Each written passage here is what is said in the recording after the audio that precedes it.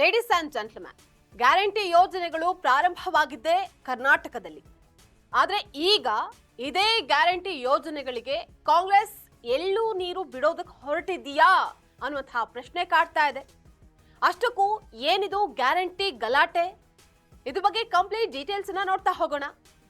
ವೀಕ್ಷಕರೇ, ನೆಲ ಜಲ ಭಾಷೆಗಾಗಿ ಪ್ರಾಮಾಣಿಕ ಪತ್ರಿಕೋದ್ಯಮ.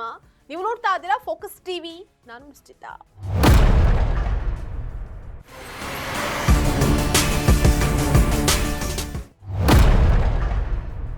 2023ರ ವಿಧಾನಸಭಾ ಚುನಾವಣೆಯ ಸಂದರ್ಭದಲ್ಲಿ ಕಾಂಗ್ರೆಸ್ ಪಂಚ ಗ್ಯಾರಂಟಿ ಯೋಜನೆಗಳನ್ನ ಜನರ ಮುಂದಿಟ್ಟಿತ್ತು. ಈ ಗ್ಯಾರಂಟಿ ಯೋಜನೆಗಳ ಪ್ರಭಾವದಿಂದ ಗೆದ್ದ ಮೇಲೆ ಯೋಜನೆಗಳನ್ನ ಕಾರ್ಯರೂಪಗೊಳಿಸಿತ್ತು.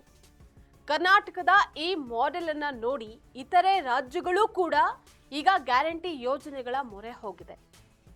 ತಮಿಳುನಾಡಿನ AIADMK ಈಗಾಗಲೇ ಗಂಡಸರಿಗೂ ಫ್ರೀ ಬಸ್, ಮನೆಗೆ ಫ್ರಿಡ್ಜ್, ಉಚಿತ ಸಿಲಿಂಡರ್ ಸೇರಿದಂತೆ ಅನೇಕ ಗ್ಯಾರಂಟಿ ಯೋಜನೆಗಳನ್ನ ಜನರ ಮುಂದಿಟ್ಟಿದೆ. ತಮಿಳುನಾಡು ಮಾತ್ರವಲ್ಲ, ಕೇರಳ, ಪುದುಚೇರಿ, ಪಶ್ಚಿಮ ಬಂಗಾಳ, ಅಸ್ಸಾಂನಲ್ಲೂ ಕೂಡ ಗ್ಯಾರಂಟಿ ಯೋಜನೆಗಳೇ ಬಹಳಷ್ಟು ಸದ್ದು ಮಾಡ್ತಾ ಇದೆ.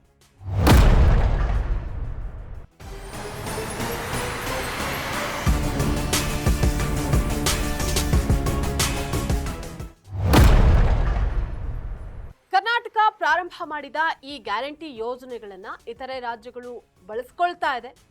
ಆದರೆ ಕರ್ನಾಟಕ ಕಾಂಗ್ರೆಸ್ ಯಾಕೋ ಈ ಯೋಜನೆಗಳಿಗೆ ಪೂರ್ಣ ವಿರಾಮ ನೀಡೋದಕ್ಕೆ ಮುಂದಾಗಿದೆ ಅನ್ನುವಂತಹ ಮಾತುಗಳು ಕೇಳಿ ಬರ್ತಾ ಇದೆ. ಕಾಂಗ್ರೆಸ್ ಗ್ಯಾರಂಟಿ ಯೋಜನೆಗಳನ್ನ ಮುಂದುವರಿಸುತ್ತಾ ಇಲ್ವಾ ಅನ್ನುವಂತಹದ್ದು ಉಪಚುನಾವಣೆ ನಂತರವೇ ಗೊತ್ತಾಗಬೇಕಾಗಿದೆ. ಯಾಕಂದ್ರೆ ಗ್ಯಾರಂಟಿ ಯೋಜನೆಯನ್ನ ತಂದಿದ್ದೇ ಮಹಿಳೆಯರನ್ನ ಕೇಂದ್ರ ಬಿಂದುವಾಗಿಟ್ಕೊಂಡು. ಹೇಳಬೇಕು ಅಂತ ಅಂದ್ರೆ 2023ರ ಚುನಾವಣೆಯಲ್ಲಿ ಕಾಂಗ್ರೆಸ್ ಗೆದ್ದಿದ್ದೂ ಕೂಡ ಮಹಿಳಾ ಮತದಾರರು ಕೈ ಹಿಡಿದಿದ್ರಿಂದ.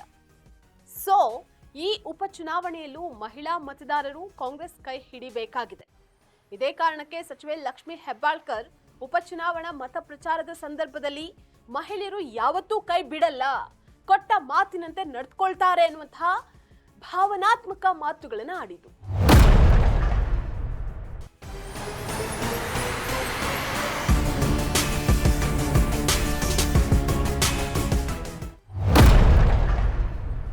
ಒಟ್ನಲ್ಲಿ ಕರ್ನಾಟಕದಲ್ಲಿ ಶುರುವಾದ ಗ್ಯಾರಂಟಿ ಯೋಜನೆಗಳು ವಿವಿಧ ರಾಜ್ಯಗಳಿಗೆ ತಲುಪಿ ಅಲ್ಲಿ ಅಚಲವಾಗಿ ನಿಂತಿದೆ. ಆದರೆ ಕರ್ನಾಟಕದಲ್ಲಿ ಗ್ಯಾರಂಟಿ ಯೋಜನೆಗಳ ಅಳಿವು ಉಳಿವು ಎಲ್ಲ ಉಪಚುನಾವಣೆಯ ಫಲಿತಾಂಶದ ಮೇಲೆ ನಿಂತಿದೆ.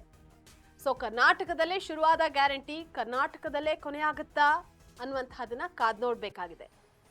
ಇದಾಗಿತ್ತು ಇವತ್ತಿನ ಫೋಕಸ್ ಸ್ಪೆಷಲ್ ಸ್ಟೋರಿ. ನೆಲ ಜಲ ಭಾಷೆಗಾಗಿ ನೋಡ್ತಾ ಇರಿ ಫೋಕಸ್.